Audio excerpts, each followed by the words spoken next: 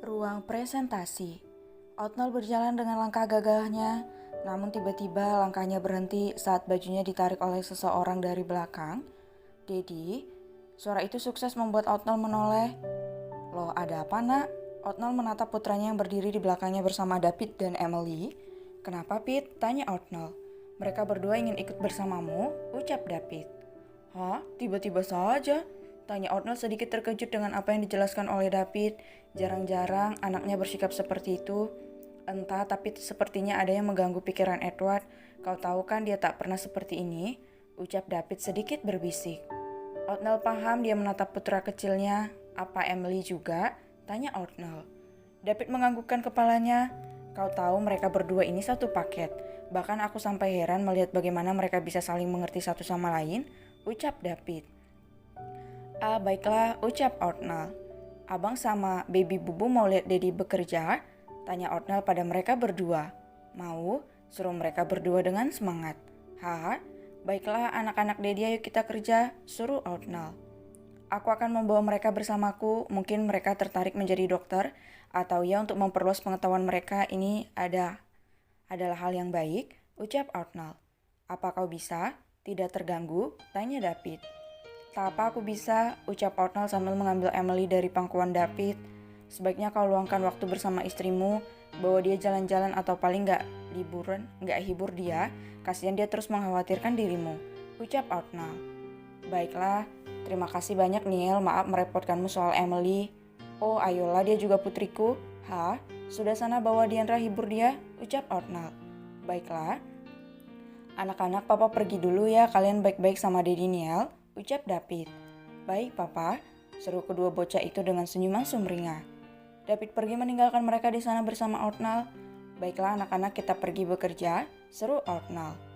Dia menggendong Emily dan menggenggam tangan Edward di sisi yang lain. Sisi kebapaannya benar-benar terpancar.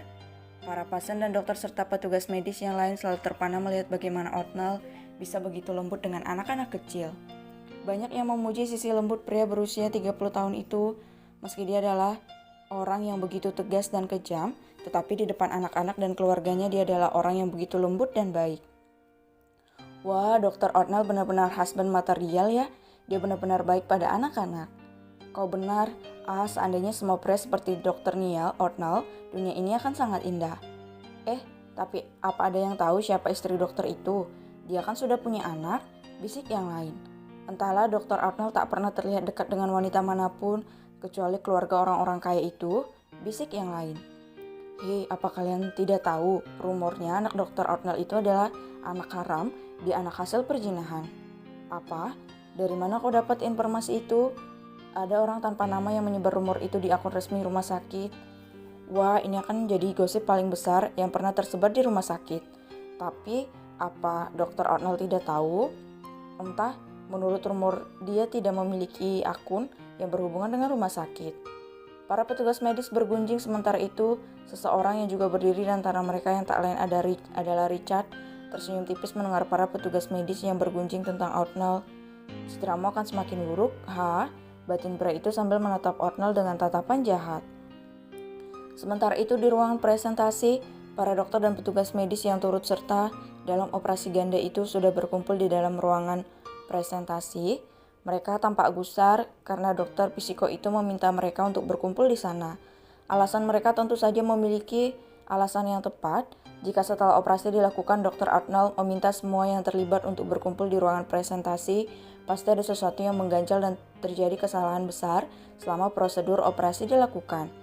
Mereka semua duduk dengan perasaan tidak tenang, menantikan kedatangan Otnel si dokter psikopat. Cak, ini semua karena ulahmu Chelsea, teriak Rico, rekannya Chelsea dalam departemen beda saraf. Mereka yang di dalam ruangan itu mulai bergunjing dan berbisik-bisik, menentang Chelsea yang terlalu naif dan menerima tawaran Dr. Otnel untuk melakukan operasi.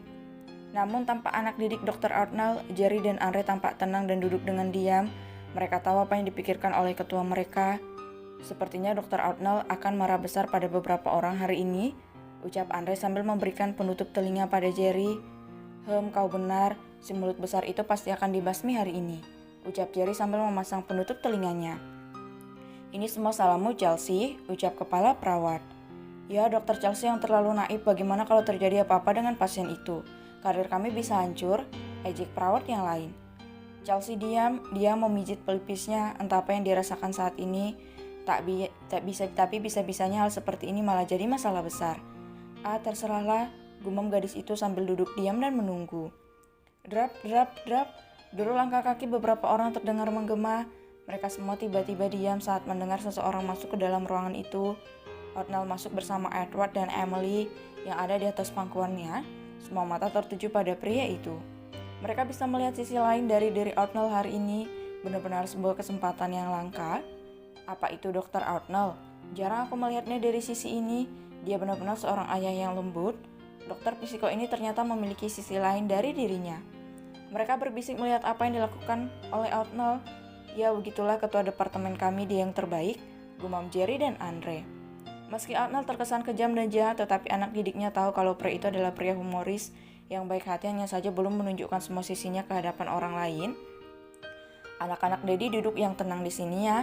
Daddy mau menghukum siswa nakal, bisik Outnell kepada Edward dan Emily yang duduk di kursi di bagian pinggir ruangan presentasi itu. Baik Daddy, jawab mereka dengan cara berbisik juga. Outnell mengusap kepala mereka, dia tersenyum lembut lalu melangkah ke depan podium presentasi, menatap tajam seluruh dokter dan petugas medis yang duduk di hadapannya dengan wajah penasaran sekaligus takut dengan apa yang akan terjadi. Outnell melipat tangannya ke belakang, auranya benar-benar menyeramkan saat ini. Dokter beda saraf berdiri, teriak Outnell yang berhasil membuat mereka terkejut bukan main. Dr. Chelsea dan Dr. Rico berdiri dengan tubuh gemetar ketakutan. Chelsea menunduk sedangkan Rico menatap kesal ke arah Chelsea. Apa kalian tahu kesalahan kalian, ha? Tanya Outnell, dia tampak sangat marah. Chelsea dan Rico hanya diam, bisa diam, maju ke depan, ucapnya lagi dengan tegas. Kedua dokter beda saraf itu berjalan mendekati Outnell sambil menunduk ketakutan. Ini semua salahmu, Chelsea, geram Rico. Chelsea diam saja, dia berjalan dan maju ke depan. Chelsea dan Rico berdiri di depan Outnell. Dokter tampan itu berkaca pinggang di depan mereka memasang wajah datar. Buk, peletak, Outnell menendang tulang kering Rico dan menyentil kening Chelsea dengan cukup keras hingga berhasil membuat mereka berdua meringis kesakitan. Berdiri tegak, ucap pria itu lagi dengan tegas. Keduanya berdiri sambil menahan rasa sakit di kening dan kaki. Peletak. Sekali lagi Outnell menyentil kening Rico dengan sangat keras, bahkan berhasil membuat kulitnya memerah dan sedikit lecet. Au, sakit dok, rengek pria itu. Kalian adalah dokter peluh tahun kedua, tetapi kerja sama tim kalian sangat buruk, ucap Outnell. Kau? Outnell menunjuk Chelsea. Kau mudah gugup dan konsentrasimu mudah buyar. Dokter seperti dirimu tak cocok di ruang operasi, ucap Outnell dengan tegas. Dan kau menunjuk Rico. Kau tidak cocok sama sekali menggunakan gelar dokter, karena kau hanya bisa menyalahkan rekanmu atas apa yang terjadi, bukannya mencari solusi kau malah menyalahkannya, dasar bodoh, kesal Outnell. Mereka berdua terdiam sambil menunduk.